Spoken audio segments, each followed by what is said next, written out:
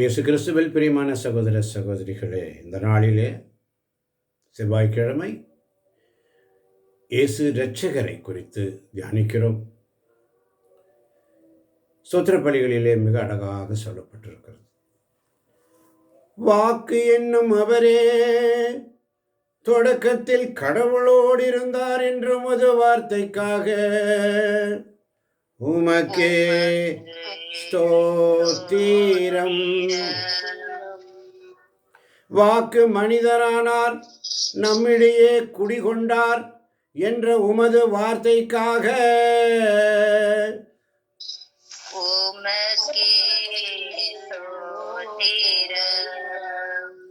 ஆண்டவருக்காக வழியை செம்மையாக்குங்கள் என்று திருமுழுக்கு யோவான் வழியாக மக்களுக்கு அறிவிக்கப்பட்ட இயேசுவே,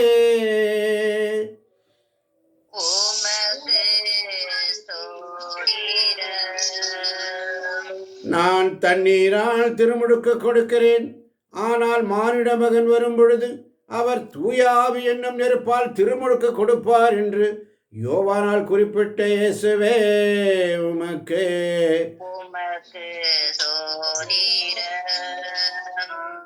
எங்களுக்காக மாட்டுத் தொழுவத்தில் மரியன்னையின் மைந்தனாக பிறந்த இயேசுவே,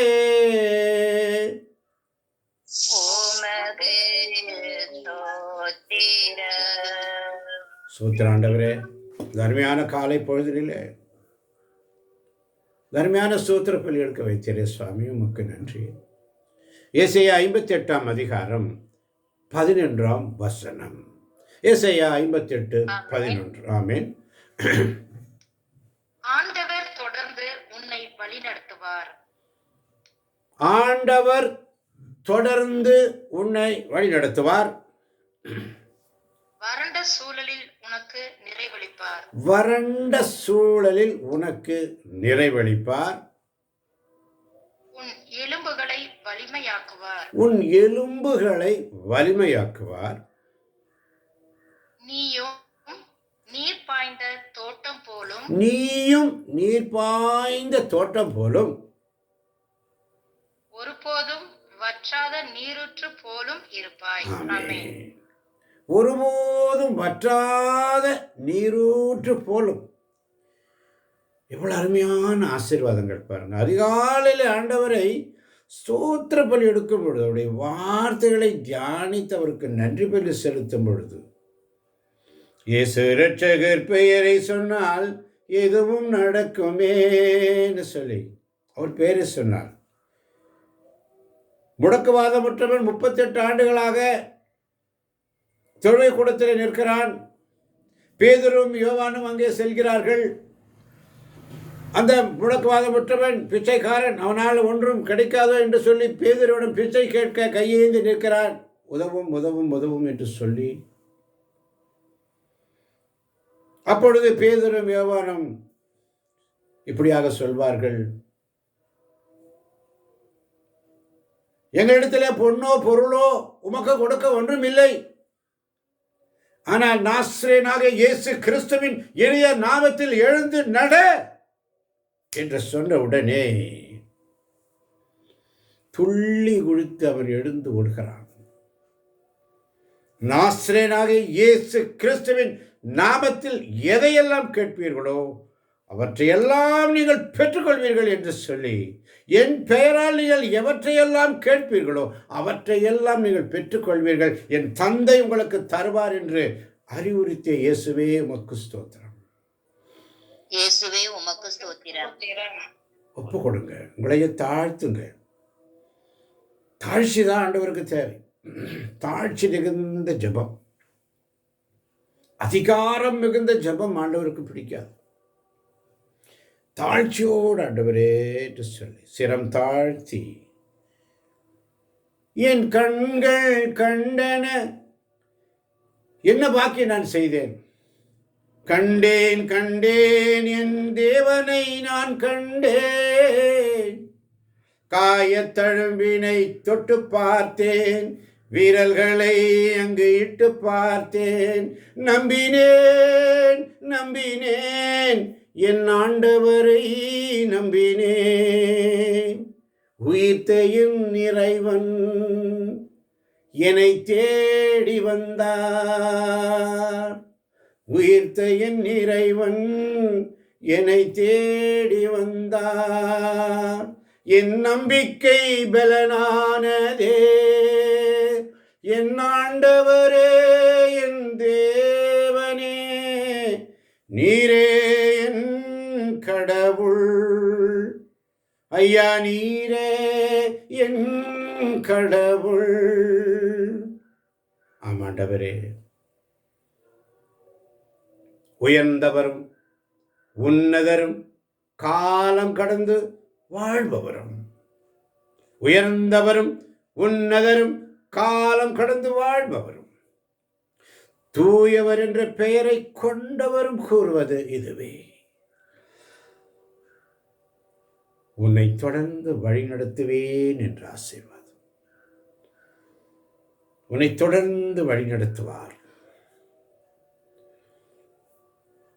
உயர்ந்த தூய இடத்தில் உரைகின்றவர் கூறுவது இதுவே.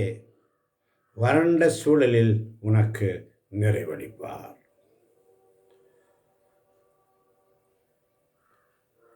நொறுங்கிய நலிந்த நெஞ்சத்தினருடன் நான் வாழ்கிறேன் என்று சொன்னவர் உன் எலும்புகளை வலிமையாக்குவார். நொறுங்கிய உள்ளத்தினரை ஊக்குவிக்கவும் நலிந்த நெஞ்சத்தினரை திடப்படுத்தவும் நான் குடியிருக்கிறேன் என்று சொன்னவரே, நீயும் நீர் பாய்ந்த தோட்டம் போலும் ஒருபோதும் வற்றாத நீருற்று போலும் இருப்பா என்ற நம்முடைய இந்த ஆசீர்வாதங்களுக்காக, வார்த்தைக்காக நன்றி ஆண்டவரே. எத்தனை பாசம் என்மேல், எத்தனை அன்பு என்மேல், அதற்கு ஈடு என்ன தருவேன் நான், அதற்கு ஈடு என்ன தருவேன் நான். தனிமையின் பாதையில் தகப்பனே உன் தோளில் சுமந்ததை நான் மறப்பேனோ, சுமப்பதை நான் மறப்பேனோ. ஆமாண்டவரே, நான் கடந்து வந்த பாதைகள் கரடு மேடுகள், நான் நடந்து வந்த பாதைகள் முட்கள் வேலிகள். நடக்க முடியல ஆண்டவரே, நடக்க முடியலப்பா. என் சுயபலத்தால் ஓட பார்த்தேன், ஓட முடியல. என் பணபலத்தால் ஆள பார்த்தேன், ஆள முடியலப்பா. நடக்க முடியல இயேசுவே, நடக்க முடியல. தாங்கிக் கொள்ளுங்க, கரத்தில் ஏந்தி கொள்ளுங்க. ஆமாண்டவரே, இந்த காலை பொழுதில் வந்திருக்கிறேன் ஆண்டவரே. என் சிறிய ஆன்மாவே, திவ்ய நற்கருணையில் வீற்றிருக்கும் என் மகனிடம் வரும்படி. எத்தனை பாசம்! திவ்ய நற்கருணையில் வீற்றிருக்கும் என் மகனிடம் வரும்படி நான் அனைவரையும் அழைக்கிறேன், அனைவரையும் அழைக்கிறேன்.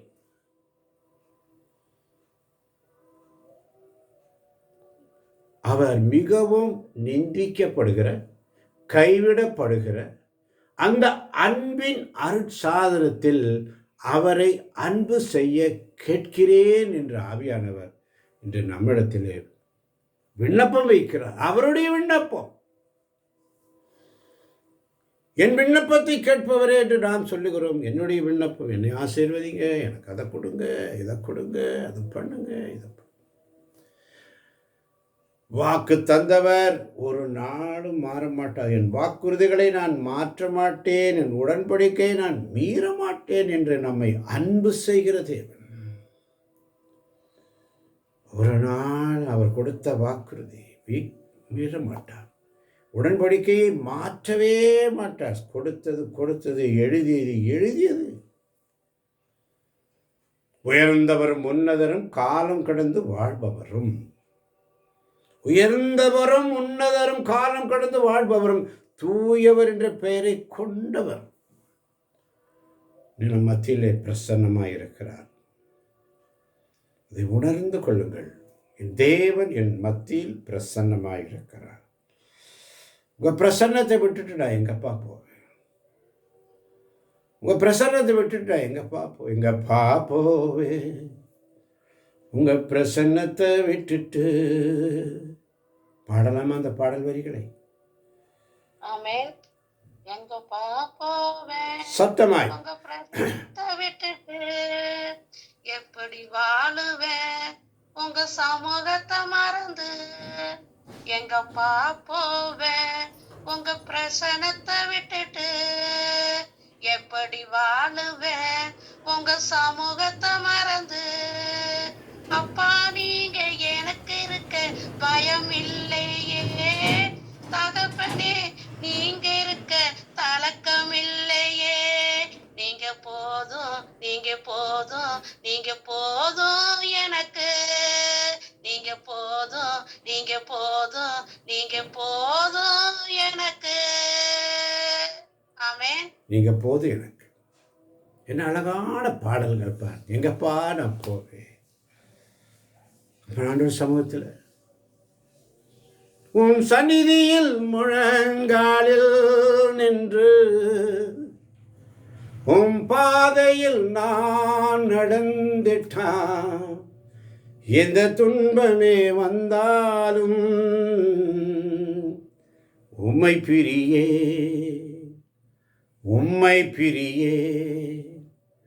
உம்மை நம்புவேன். உம்மையே நான் ஆராதிப்பேன்.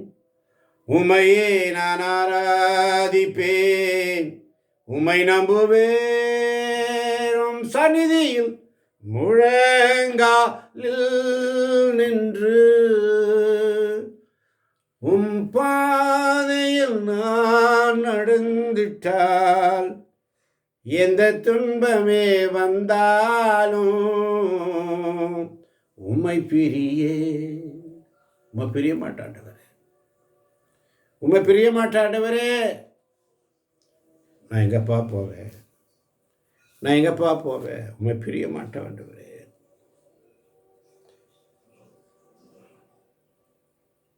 உம்மை நான் பிரியாம இருக்க வரத்தை தாங்காண்டவரே. லூக்கா நற்செய்தி 15ஆம் அதிகாரத்தில் நாங்கள் வாசிக்கிறோம். ஆண்டவரே, நேற்று சாயங்காலம் நீர் எங்களுக்கு மிக அழகாக கற்றுத்தந்தீர். ஆண்டவரே, காணாமல் போன ஆடுகளை பற்றி, காணாமல் போன அந்த நாணயத்தை குறித்து மிக அழகாக சொன்னீர். ஆண்டவரே, அந்த உவமையை சொன்னீரப்பா. 100 ஆடுகளில் ஒன்று காணாமல் போனால் அவர் 99 ஆடுகளையும் பாறையிடத்தில் விட்டுவிட்டு காணாமல் போனதை கண்டுபிடிக்கும் வரை தேடி செல்ல மாட்டாரா? எத்தனை பாசம் என் மேல்! என்னை தேடி இயேசு வந்தார், எந்தன் வாழ்வை மாற்றிவிட்டார். அல்லேலூயா நான் பாடுவேன், அல்லேலூயா நான் பாடுவேன். அடிப்பாடி மகிழ்ந்திருப்பேன், நான் அடிப்பாடி மகிழ்ந்திருப்பேன். மனமாற தேவையில்லாத 99 நோய்மையாளர்களை குறித்து உண்டாகும் மகிழ்ச்சியை விட மனமாய் ஒரு பாவியை குறித்து விண்ணுலகில் மிகுதியான மகிழ்ச்சி உண்டாகும் என்று அந்த மகிழ்ச்சி, நீர் மகிழ்ச்சி அடைகிறீர் ஆண்டவரே. உண்மை மகிழ்ச்சி அடைகிறீர் ஆண்டவரே. பெருமை பாராட்ட விரும்புகிறவன் ஞானத்தை குறித்து பெருமை பாராட்ட வேண்டாம், வலிமையை குறித்து பெருமை பாராட்ட வேண்டும், செல்வத்தை குறித்து பாராட்ட வேண்டாம். பெருமை பாராட்ட விரும்புகிறார் நானே ஆண்டவர் என்பதை உணர்ந்து, நானே ஆண்டவர் என்று அறிந்து புரிந்து கொள்வதில், நீதியோடும் நேர்மையோடும் நடப்பதில், இதில் நான் மகிழ்ச்சி அடைகிறேன் என்று சொன்னீரே அப்பா. எத்தனை பாசம்! மனமாற ஒரு பாவியை குறித்து கடவுளின் தூதரிடையே மகிழ்ச்சி என்று சொன்னவரே, உமக்கு ஸ்தோத்திரம்.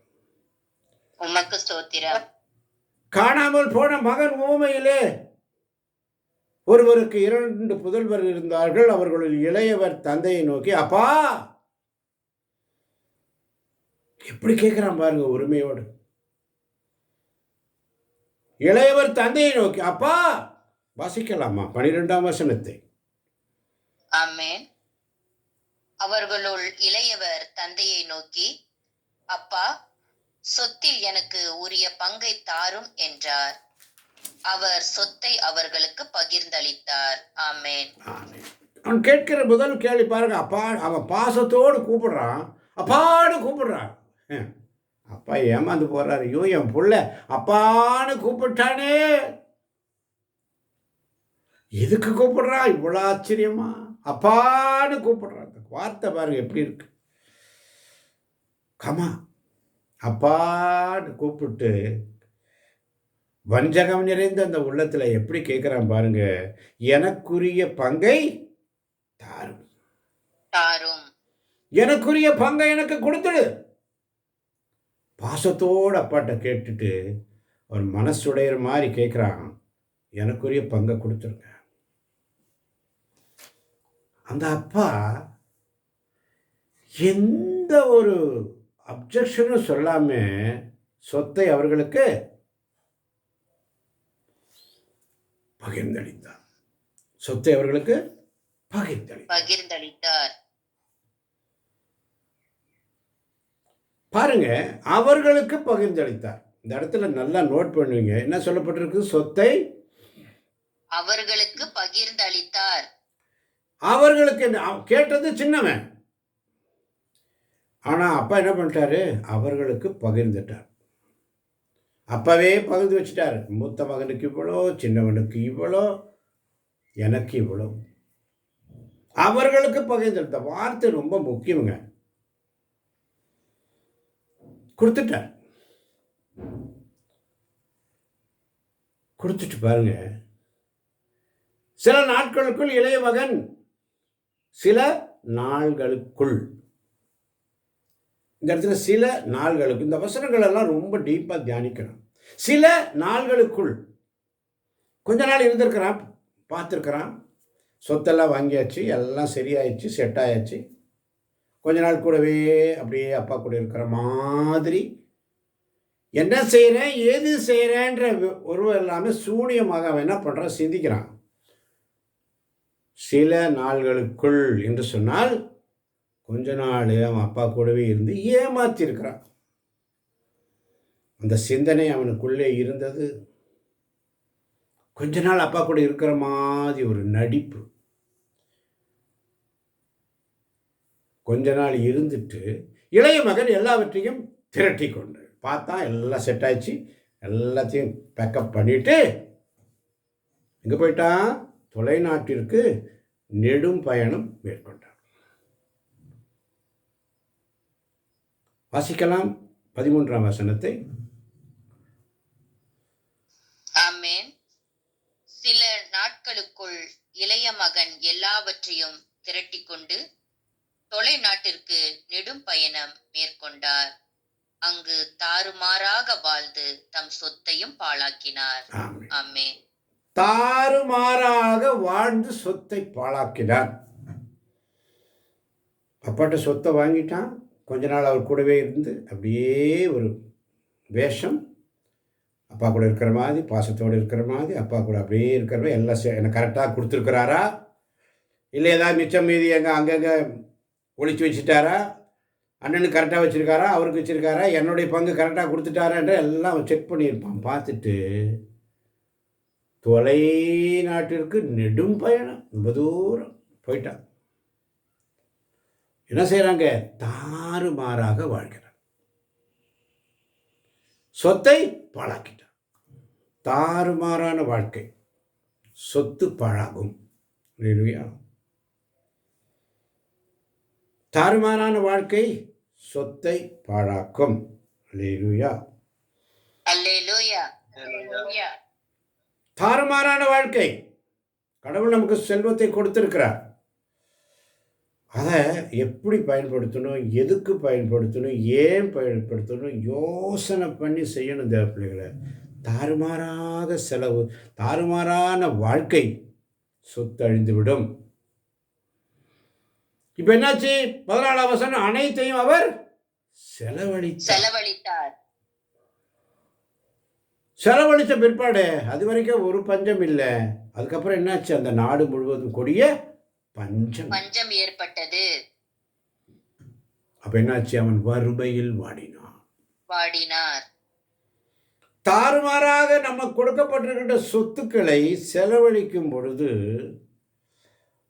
பஞ்சம் வரும் பொழுது நாம் வறுமையில் வாட வேண்டும். அதுக்கு தான் இந்த சேவிங்ஸ். சேர்த்து வைங்க, கொஞ்சம் கொஞ்சம் ஒரு பங்கு. எல்லாத்தையும் காலி பண்ணிடுறோம், எல்லாத்தையும் செலவு பண்ணிடுறோம். சிந்தித்து பாருங்கள். இந்த தாறுமாறான செலவு, தாறுமாறான வாழ்க்கை, நம்முடைய வாழ்க்கை, சொத்து பாழாகும், வாழ்க்கையும் பாழாகும். இப்போ என்னாச்சு? வறுமை அவனை சுற்றிவிட்டது.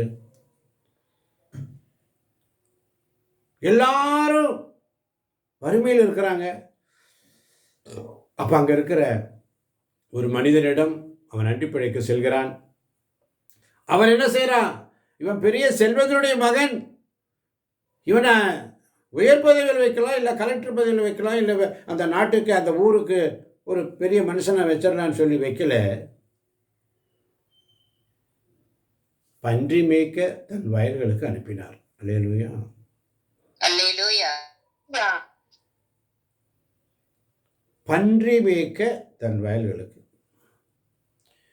இந்த ஊதாரித்தனமாக வாழ்கின்றவர்கள், ஊதாரித்தனமாக சொத்தை பாழாக்குகிறவர்கள், என்ன நடக்கும் என்று சொன்னால், வாழ்க்கையும் இழப்பார்கள், சொத்தையும் இழந்தார்கள், வறுமையில் வாடுவார்கள். வறுமை வரும் பொழுது எங்கேயாவது போய் அண்டி பிழைக்க போகிறோம்னு நினைப்போம், வேலை கிடைக்காது. அந்த நேரத்தில் நமக்கு தகுதிக்கு தகுந்த வேலை கிடைக்காது. அவன் அப்படி தான் போகிறான். ஆனால் அவர் என்ன பண்ணுறாரு? பெரிய உயர் பதவியெல்லாம் கொடுக்கல, பன்றி மேய்க்க தம் வயல்களுக்கு அனுப்புகிறார். அங்கே தாங்க கிளைமேக்ஸ். அப்பா வீட்டில், அப்பா சொத்தை கொடுத்துருங்க, கூடவே இருந்து அப்பாவுக்கு நம்பிக்கை துரோகம் பண்ணி சொத்தெல்லாம் வாங்கிட்டு போயிட்டு, அப்பாவுடைய உண்மையான பாசத்தை தெரியாமல் அவர் அப்போவே எந்தவித அப்ஜெக்ஷன் இல்லாமல் அவங்களுக்கு அப்போவே பிரிச்சுட்டார், அவர்களுக்கு பகிர்ந்து கொடுத்தார். பன்றி மேய்க்க தம் வயல்களுக்கு போகிறான். ஆனால் அவனுக்கு பன்றிகள் தின்றும் நெற்றுகளால் தன் வயிறை நிரப்ப விரும்பினான். ஆனால் அதை கூட அவருக்கு கொடுப்பார் இல்லை. அப்பதாங்க அவனுக்கு 17ஆம் வசனம் வருகிறது பாருங்க. அவர் அறிவு தெளிந்தவராய், என் தந்தையின் கூலி ஆட்களுக்கு தேவைக்கு மிகுதியான உணவு இருக்க நான் இங்கு பசியால் சாகிறேனே. ஆமென். அறிவு தெளிந்தவனாய், அறிவு தெளிவு அப்பதாங்க வருது. நல்ல சொத்து சுகம், அப்பா வீட்டில் உணவு எல்லாம் இருக்கும் போதெல்லாம் நமக்கு அந்த அறிவு தெளிவு வராது. வாழ்க்கையை இழந்து, சொத்தை இழந்து, சுகத்தை இழந்து, எல்லாத்தையும் இழந்த பிற்பாடு தான், இருக்கும்போது தெரியாதுங்க, இருக்கும்போது தெரியாதுங்க, இழந்த பிற்பாடு தாங்க தெரியும். ஐயோ, அறிவு தெளிந்தவனாய். ஃபர்ஸ்ட் அவருடைய சிந்தனையில் என்ன வருதுன்னா, தந்தையின் கூலியாளர்களுக்கு தேவைக்கு மிகுதியான உணவு இருக்கு, நான் இங்கு பசியால் சாகிறேன். பாருங்க, தந்தையை கூலியாளர்களுக்கு தேவையான மிகுதி. ஏன்னா அவன் கூலி வேலை செய்ய போயிட்டான். அப்போ உடனே அவருடைய மென்டல் சிந்தனை எப்படி வந்துச்சு? அங்கே வேலைக்காரன் நல்லா சாப்பிட்றானே, இந்த வேலைக்காரனுக்கு இங்கே பன்றியுடைய உணவு கூட கொடுக்க யாரும் இல்லையே, யாரும் இல்லை இயேசுவே, யாரும் இல்லை இயேசுவே, உம்மை தவிர எனக்கு யாரும் இல்லை இயேசுவேன்னு சொல்லி சிந்திச்சிருக்கிறான். உடனே 18ஆம் வசனம் சொல்கிறான் பாருங்க, நான் புறப்பட்டு என் தந்தையிடம் போய் நான் புறப்பட்டு அப்பா, கடவுளுக்கும் உமக்கும் எதிராக நான் பாவம் செய்தேன். ஆமென். ஆமென். முதல்ல அப்பா, சுகத்தோடு இருக்கும்போது அப்பா, எல்லாம் இழந்த பிற்பாடும் அப்பா, அப்பால ஒரு குறைவு இல்லை. அப்பா, அப்பா, நான் தவறு செய்தேன், உன் அன்பை உதறி சென்றேன், நான் கெட்டலைந்து ஓடி வந்தேன், என்னை கண்பாரும் உந்தன் பிள்ளை நான் என்று சொல்லி கடவுளுக்கும் உமக்கும் எதிராக நான் பாவம் செய்தேன். இனிமேல் நான் உம்முடைய மகன் என தகுதியற்றவன், உம்முடைய கூலி ஆள்கள் ஒருவனாக என்னை வைத்துக் கொள்ளும் என்பேன் என்று சொல்லிக் கொண்டான். அல்லேலூயா. அல்லேலூயா. உள்ளத்தின் சிந்தனைகளை ஆய்ந்து அறிகிறவர் தகப்பன். அல்லேலூயா. அல்லேலூயா. Hallelujah. உள்ளத்தின் சிந்தனைகளை ஆய்ந்து அறிபவர் தான் தகப்பன். அவருக்கு தெரியும் என் பிள்ளைக்கு எதை எப்போ என்ன கொடுக்கணும். ஆமென். ஆமென். ஏற்ற காலத்தில் ஏற்றதை ஏற்ற நிலத்தில் உனக்கு தருபவர். அதாவது உன்னதரும் உரைபவரும் பார்த்தோம். ஏசாயா 57:15 அழகாக சொல்லப்பட்டது. எப்படி சொல்றான்? மனசால் அவன் கன்ஃபெஷன் பண்றாங்க. போய் அப்பாட்டி இதெல்லாம் சொல்லவே இல்லை. அவன் சொல்வதற்கு முன்பதாகவே உள்ளத்திலே அவன் ஆத்ம சோதனை செய்கிறான், தன் குற்றங்களை ஒப்புக்கொள்கிறான். உமக்கு எதிராக நான் பாவம் செய்தேன் என்று சொல்லி ஒப்புக்கொள்கிறான். அதான் சொல்கிறான், ஆண்டாட்டு நான் அப்பாட்ட நான் ஓடி போவேன், அப்பாட்ட நான் ஓடி போவேன்னு சொல்லி ஓடி போவேன், ஓடி போவேன், தந்தையிடம் நான் ஓடி போவேன்னு சொல்லி எங்கள் அப்பாட்ட நான் போயிடுவேன், எங்கள் அப்பாட்ட நான் போயிடுவேன், தந்தையிடம் போவேன், எங்கள் அப்பாட்ட வீட்டில் தான் எல்லாம் இருக்குது. ஓடி போவேன், ஓடி போவேன், தந்தையிடம் நான் ஓடி போவேன்னு சொல்லி அவன் மனசுக்குள்ள நினைச்சிருப்பான், இனிமேல் நான் உம்முடைய மகன் என தகுதியற்றவன், உம்முடைய கூலியாளர்கள் ஒருவனாக என்னை வைத்துக் கொள்ளும் என்பேன். என்பேன் என்றால் அவன் மனதில் நினைத்தான். எப்படி நினைச்சிருப்பான்? என்னை அழைத்து முத்தமிடுவார், மன்னித்து என்னை ஏற்றுக்கொள்வார், என்னை அழைத்து முத்தமிடுவார், மன்னித்து என்னை ஏற்றுக்கொள்வார், நான் பாடுவேன் சந்தோஷமாய், நான் ஆடுவேன் உற்சாகமாய், என் தந்தையை நான் போற்றிடுவேன், என் தந்தையை நான் புகழ்ந்திடுவேன் சொல்லி அறிவு தெளிந்தவராய், அறிவு தெளிந்தவராய்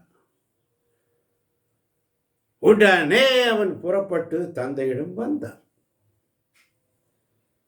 பாருங்க, 20 மிக அழகாக சொல்லுகிறது. வாசிக்க கேட்போம். 20 உடனே அவர் புறப்பட்டு தம் தந்தையிடம் வந்தார்.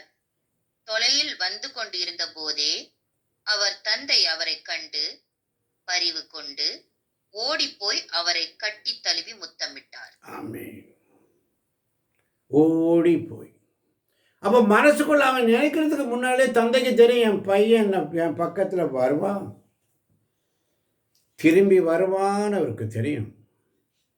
கொடுத்துட்டாரு, என்ஜாய், ஓகே, போறியா போய்க்கோ, சொத்தெல்லாம் வேணுமா எடுத்துக்கோ, போ, ஒன்றும் பிரச்சனை இல்லை. ஏன் போகிற, எதுக்கு போகிற கேட்கவே இல்லை தகப்பன். கேட்டாரா? வசனத்தில் எங்கேயுமே சொல்லப்படலை. ஏண்டா போகிற, ஏண்டா போகிறேன்னு கேட்கவே இல்லை. அவன் சொந்த புத்தினால அவனா போகிறான், அவனா திரும்பி வருகிறான். அல்லேலூயா. அல்லேலூயா. தந்தை தன் பிள்ளைகளை ஒரு நாள் வெறுப்பதில்லை. பிள்ளைகள் தான் தந்தை, ஐயோ நீ எனக்கு பாரம்.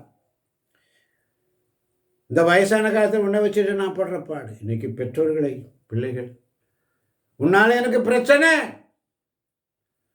உன்னால் எனக்கு பிரச்சனை. ஏன் வயசாயிருச்சு, நீ ஒன்றுக்கும் உதவ மாட்ட, உன்னால் எனக்கு எந்த உதவியும் இல்லை, சொத்தெல்லாம் சம்பாதிச்ச, ஆக்குன பிடிச்ச, என்ன பண்ண ஏது பண்ணுற, நீ எனக்கு உன்கிட்ட என்ன கிடைக்க போகுது, உன்கிட்ட எனக்கு ஒன்றும் கிடைக்கிறதுக்கு இல்லை. வசதியை தேடி நான் வேறு பக்கம் என் சொந்த இஷ்டப்படி நான் போகிறேன். உங்ககிட்ட எனக்கு என்ன கிடைச்சிச்சு, என்ன கிடைக்க போகுது, எல்லாத்தையும் பிடிக்கிட்ட போகிறேன். போயிட்டான். அப்பா என்ன பண்ணிட்டாரு, போ விட்டுட்டார். ஆனால் தந்தை எப்படி காத்திருக்கிறார், மிக அழகாக சொல்லிக்கொண்டு, தொலைவில் வந்து கொண்டிருந்த போதே பரிவு கொண்டு முதல் அவரை கண்டு பார்க்குறார். என் பையன் வந்துடுவான், இப்போ வந்துடுவான், இந்த வழியில் வந்துடுவான், இங்கே வந்துடுவான், இங்கே வருவான், பார்த்துக்கிட்டே இருக்கா, இப்படி வருவானா இப்படி வரானா. கண்டு பரிவு கொண்டு ஓடி போய் அவரை கட்டி தழுவி முத்தமிட்டார்.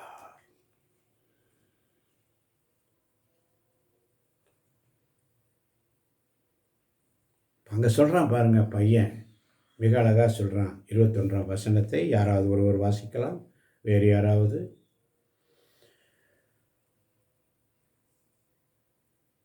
ஆமென். மகனோ அவரிடம், அப்பா, கடவுளுக்கும் உமக்கும் எதிராக நான் பாவம் செய்தேன். இனிமேல் நான் உம்முடைய மகன் எனப்பட தகுதியற்றவன் என்றார். ஆமென்.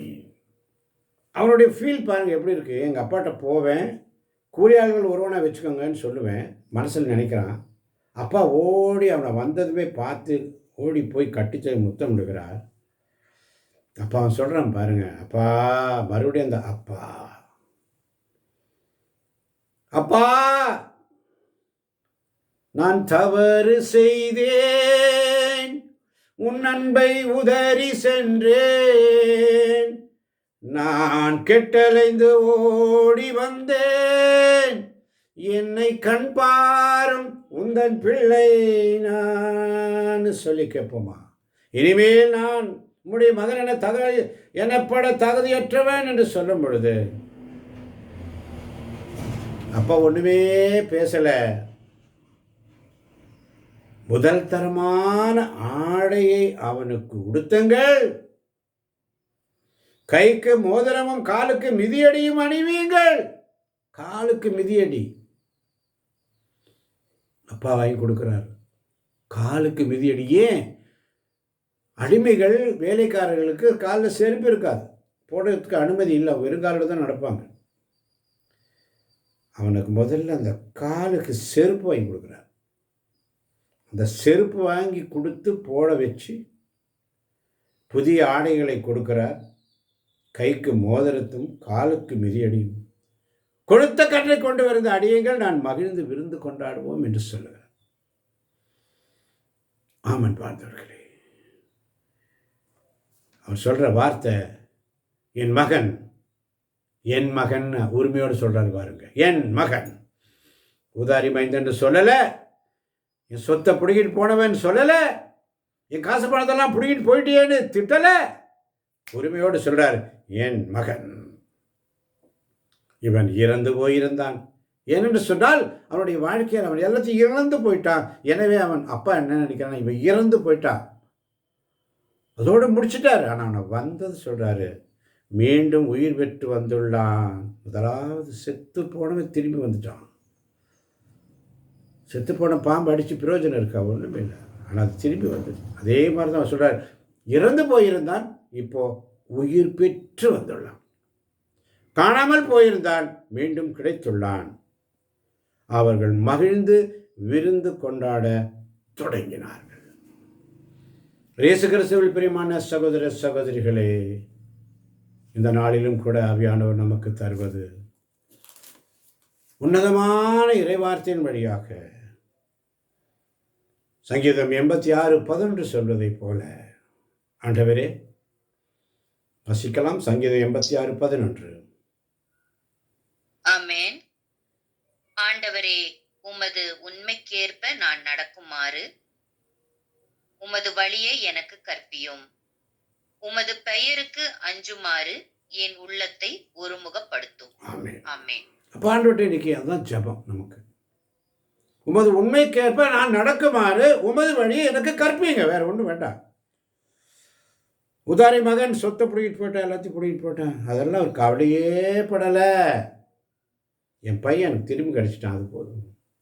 இவன் இறந்து போயிருந்தான், உயிர் பெற்று வந்திருக்கிறான். காணாமல் போயிருந்திருக்கிறான், போய்விட்டான், திரும்ப வந்திருக்கிறான். ஏற்றுக்கொள்வார் தந்தை. நீ எந்த நிலையில் வந்தாலும் உன்னை ஏற்றுக்கொள்வார். அப்போ நம்ம ஆண்டவர்கிட்ட கேட்கணும், ஆண்டவரே நான் என்ன பண்ண ஏது பண்ணாலும் நீங்கள் என்னை ஏற்றுக்கொள்கிறீங்க. அப்போ நான் என்ன செய்யணும் என்று சொன்னால், உமது உண்மைக்கேற்ப நான் நடக்குமாறு உமது வழியை எனக்கு சொல்லிக் கொடுங்க. அதுதாங்க நம்முடைய ஜெபமாக இருக்கணும். எங்களை ஆசீர்வதிங்க ஆசீர்வதிங்கன்ற ஜெபம் இருக்கவே கூடாதுங்க. மக்களை ஆசீர்வதிங்க, இவங்களை ஆசீர்வாதம், அந்த ஜெபம் இருக்கக்கூடாதுங்க. ஆசீர்வாதம் உண்டு, முதல்ல கொடுத்துட்டார். அல்லேலூயா. அல்லேலூயா. உம்முடைய உண்மைக்கேற்ப சத்தியத்திற்கேற்ப நாங்கள் நடக்குமாறு உங்கள் வழியை எனக்கு சொல்லிக் கொடுங்க. ஆமென். ஆமென். உங்கள் பெயருக்கு பயப்படக்கூடிய உள்ளத்தை எனக்கு கொடுங்க. அவ்வளோதான் ஜெபம், அதுதான்.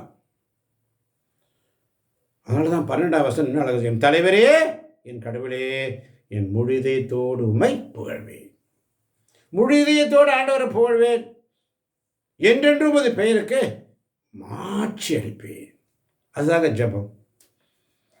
என்றென்றும் உமது பெயருக்கு நான் மாட்சி அளித்து கொண்டு, சொத்தை பிடுங்கிட்டு போயிட்டேன், அதை போயிட்டேன், இது போயிட்டேன், எல்லாத்தையும் விட்டுட்டு போயிட்டேன், போயிட்டேன், திரும்பி வந்துட்டியா என் மகளே, என் அன்பு மகனே என்று உன்னை அணைத்துக் கொள்கின்ற ஒரு தகப்பன் உனக்கு உண்டு. அவர் உன்னை அணைத்துக் கொள்வார், ஆதரிப்பவர். அதனால தான் ஏசாயா புஸ்தகத்திலே வாசித்தோம். திருப்பாடல் 85:8 மிக அழகாக சொல்லுகிறது, ஆண்டவராம் இறைவன் உரைப்பதை கேட்பேன். தம் மக்களுக்கு தம் பற்றுமிகு அடியாருக்கு நிறைவாழ்வை அவர் வாக்களிக்கின்றார். அவர்களோ மடமைக்கு திருப்பி செல்லலாகாது. மடமைக்கு இனி நீ அவசரம் பண்ணிக்க,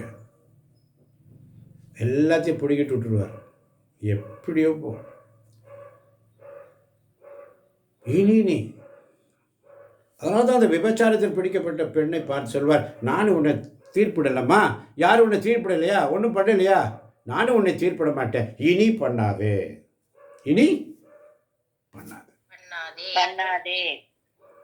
மடமைக்கு திரும்பி செல்ல லாகாது. மறுபடியும் அதுக்கே போகாதே. அதனால தான் மிக அழகாக இன்றைக்கு வாசம் மிக அழகாக சொல்லப்பட்டது. அன்பார்ந்தவர்களே, ஏசாயா 40:31 சொல்கிறது, ஆண்டவர் மேல் நம்பிக்கை வைத்திருப்பவர்களோ புதிய ஆற்றல் பெறுவர். கழுகுகள் போல் ரெக்கை விரித்து உயரே செல்வர். அவர்கள் ஓடுவர், களைப்படையார், நடந்து செல்வர், சோர்வடையார். ஆண்டவர் மேல் நம்பிக்கை வைங்க, அப்பா மேல நம்பிக்கை வைங்க. அவர் ஒரு நாளும் தான் செய்த உடன்படிக்கையை மாற்ற மாட்டார், வாக்குத்தத்தங்களை மீற மாட்டார், உன் பாவங்களை நினைவில் கொள்ள மாட்டார். உன்னை நினைக்காமல் அவரால் இருக்க முடியாது. உன்னை எப்பொழுதும் உன் நினைவாக இருக்கிறவர் உன் தந்தை. கடவுளால் முடியாத காரியம்.